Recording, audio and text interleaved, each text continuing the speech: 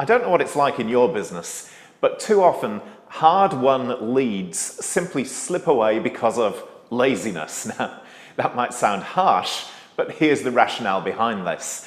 You know, most salespeople, when they're met with an objection, so in other words, a customer says, well, it's too expensive, or it's the wrong time, or I'm not sure how that might work for me, or, you know, call me back in 6 months. What most people do under those circumstances is they just pack up their tent and go home. And they do that because they think that an objection means no deal, whereas in reality, often what an objection means is, I'm interested, but I just want some more information.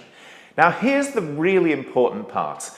There's no objection that you haven't heard before in your business. If you've been selling your products or service for, let's say, a year or more, you've heard it all before. You've heard customers say all of the things that I just said previously and more as well.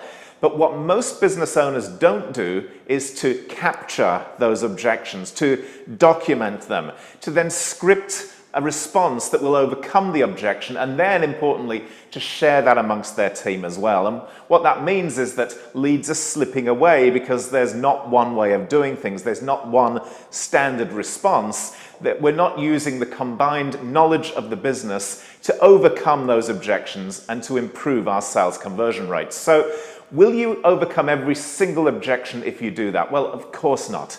But at least you're giving yourself a fighting chance. And I'm willing to bet that if you take the time to document those common objections, to share that with your team, to script the responses, that your sales conversion will go up. And when that happens, your sales improve, your profitability improves, and your cash flow improves. That sounds like a better option than packing up your tent and going home.